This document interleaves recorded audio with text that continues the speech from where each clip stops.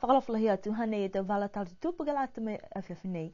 Whakamua kua whakatoka tua i he whakatuwhono e tau whakaruanga ke he hikikianga he tau kisekisianga asiha ke tau ngahua he whakatuwhono mai hana tau tangata ngahua sipihia foki ki whafo he whakatuwhono mai uina atua i ke tau whahinga hua ke whakakis manatu ke tau pulanga ko manako e whakatuwhono ke whakamori ki he tau ngahua.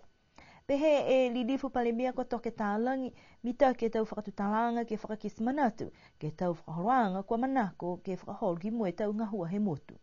Koe ka kano ni uta i au i mne manako i au ke tara me te whainga hua ha koe wharo mawha pehe mai ora tūru te tangatanga hua ai wha lohana e ro tūru mai he tau takitake e ro tūru te ngonu i tau puakianga pa ki tau amuna kianga whakatawhana mai he ro tūru te HLDs sika tākano i ne whano ia whakamaame mena ia whakamaame transformation process i he tūru ni anonu ia mai whakamaame i tau amuna kianga whakatawhana ono no te ki mo ke lata e me tau whakamapopoanga ni wano naki ia koe mena ia lahi whewhiha ha kua mai ke whakatutana i mo rautu whakakisi e me whewhia whakarautu re haka kisia haka mai ke rautu ki kisia e whakarauhianga he te marunatuanga whanu ki mo si ue mana hako ne manatu ne maama he takaronga i rautu ko mana hei e whakatakataka whakatawhana. There is a plan. Ai ko mana dois whahanoa ma di manai. Ko mana hei e whakatakataka. Sina kai ni onona whakatawhana ki tahani e man. Ko tangata hua whakatawhana. Kai ki hia whaki lau turi tuma tua whakau mo tau tangatanga hua mai whawhi whakatawhana in the private sector. Whakamanatuangi au ki tau tangatanga hua. We all have contracts. A tau tūru. Koe contract hako mōrau tūru. He whakatawhana. Ki te tungi lau tūru i fortnight. That's my responsibility. That's what we do. There are other things, of course, we do. Their responsibility is to do the work that we required of them, according to their pay. So, ko brengi haka le whae whakamanatuanga rautu, ko tau tūru usi, he ha tau tūru tau whakatakatanga hua. Ha iei e tau tūru tau tangata ni ngā hua iei, ko tau tangata he tau tūru rautu. Ko mau tūru, ko take mau tūru ki he tau tangata he ha mau tūru rautu i roto e whanu. E ke pore, kai hokotaki fuki mo tūru tau. Sika manei ha ko ne whakamanatu ange e kia rau tūru. Ke i loa rau tūru, e tau whakatakaanga ia, ke māmi ke. Whia whakatakaanga tūru ki sia e, ke whakatakaanga whakatakaanga. Ongi mua, ke lata e whakatakaanga. Pehe whoka ia koe tau onoanoanga he whakatuwhono ke lata mo tau hikianga he whala tau whakaholoanga ngā hua. Ki ai, moe onoano ati ki mua atu ke tau pulanga ke tuku e tau whainga hua ke tau weweheanga ke kehe. Pihia he whakatakaanga ko pita he whakakisi ange ke lau pepe ko tuwha ange. Pihia ono anga weru naki ange whakatawhana. Ke whakamaupopu ke tāpu u ke tūru ke whāni ke ha. Ni ngā whāpu ke rima e whakamaupopu anga he te repapens ni ko kisia ai ko rāte doi ni ke whakamaupopu pihia.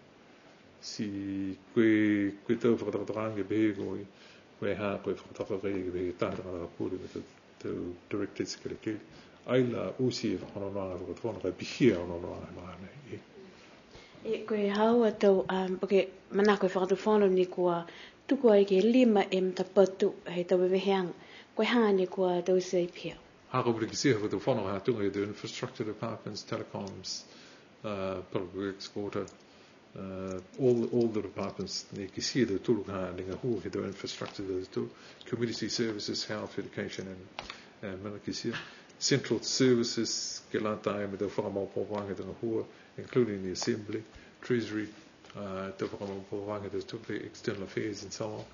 We whaurua mena pihia. Hei ei whaurua mena ne ko nono ngai whakatawhana maha ni ke tau whakamaupopoanga ni ke sia e kaparate e mauturu ki riu ke onono ke sika menea ha ko ne pihe. Hei ei hatakaanga ni ko amuna ke whakatawhana ki riu ke onono ki he mena ni kano i ni riu mai a Dr. Love ki tau se second report ka ila usi onono a he whakatawhana ki he second report i he Dr. Love i la tae mui tau whakatawhana ni.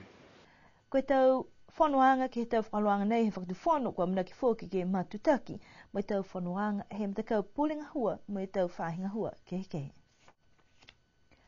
Koe aho nei ne kua whakaulu ai whale tau papai whahi fuafuang matangi ni watalanga I lalo he whaholoanga Pacific Climate Change Science Program ne kua whangahua ke he tole tau moe lau iei hongfuma lima e atu motu he atu Pasifika.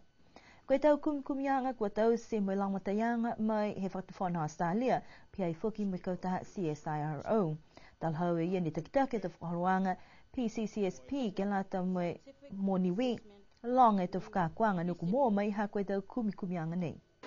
Ka ono whamakut ke tonu mela, mai ke te tōki kisia, tō malikisi hake vela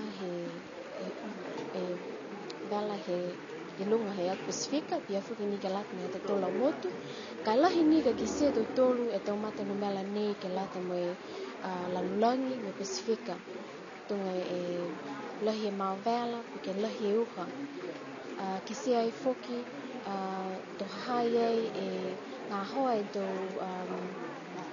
awha, kai pese nea ngā hoa, kai malolo lahi e lau tōlu e tō matamatangi, kai eke kua lauia ai e tō tōlu Niuean. Me taki lahi whuki tō whuwhanga nei ke lata me tō whoi whonua, pia whuki ni mo tō tangata whusika, ke loa e lau tōlu e mawhanawhana e puketahi, pia whuki ni ke lata me tō kahi tō tōna tata me ki lunga hai. Nā kai ni koe moana, ka koe hake me taha whuki lunga, pia whuki kele, pia whuki ni ke he vai. Mahuinga lahi ke iloa tō tōna e tō mga ho ka tōa I e uha, koe tō mga ho mitaki ka haia ke pehe o hefe uha ki lala, si mai ke moia he vai he tō tōna lala toka, ke whaitampasene hake ka hai puki, ke lata moia anoiha. Tō onoanga pihia, ne kua manako mo tōlu ke whalolahi whuki mo tōlu tō kiskisi anke ke tō mga hui mua. Kai whiawhialahi hao nei, hoko meaki ke whaimena hai ke onono tō tōlu he mga hala ni. Koe mitake he tō mawanga he talhau ia mai he tō kumkumianga ke mai ki ai ke mō e tau whakakuanga mai he tō fuafuang matangi ke he tō waha kua moli. Ke fuafua koe whewhe e tau hiki kianga ke lata mua nuiha. Ko taha wala whoki kua tālanga he mtakau lewe ki atu ke he PCCSP whala tau whakaranga ki he internete ke mai ke langmatai ke he tau fuafuanga tō matangi moi ko tau se e tau whakakuanga ke lata I mulau tōru kua ngahua ke tau whahe fuafu matangi ke he whakaonganga he tau koloa nei. Ko tau pepa whoki ne kua whakaurua I ke hao nei kua whita whoki he whakaririwa I ke whanghau niwe. Kai whahi tapu nei ne hoko mai tō oe pulotu ke whakatutala me liu kise ke tau puhala whakangahua he bank me tau whakaruanga kua lata ke mowai he whale tupe ke lata me whakaongang he tau tangata osi. Pe he whakatufone haha kua lata tuai ni ke liu anono ke tau puhala ke he tau whale tupe mo tau whakaruanga. Kua lata te ke liu te anono pia ke anono koe whai puhana whukina kai nō mai ke te turu ke anono ke tausi e te mera ni. Tunga ni he langon ni au he whai hokotaki me whare tangata me i whia rau tū. Ha koe tau whakaonganga. Koe tau puhana ko tausi e tau mahara tupe tau turu mga honi. Mua te ke bank. Si anono whukina bank ke he rau tūru tau whainga ho. Moe whai manako rau tūru ke anono tau tūru ke he rau tūru. Si ko pene ue tangata ni ko mai e. Ke anono ke ko I ko Michael Webb. Lahi hana patara ki he tau puhana whatataranga ki tau whahi the legal side in banking. Sipi here na Ian Niko hoko mai he used to be the chair of Kiwi, the chairman of the board of Kiwi Bank. So si ke haa kua manatu koe lahi low experience ke mai ke whakakisi mai ke whakawhana niwe koe hingoa te whakawhana. Ai kihe mai I anono anga for the whānau he mga nege te mana ni. Mui transformation process e tū me anono kia. Koe uta whakahi whakahanga te mana se whakawhana mga rata ke tausi, si tausi e pēna. Koe tau whakamurianga he whakatuwhana mai whale tupe, haha iei e te maweheanga ka hua. Iei e maweheanga whakatuwhana mai bank, ne kua anono kia. Si iei e tau mana ne kua rata e whakatuwhana mai bank, ke anono whakamakutu kia he mauni.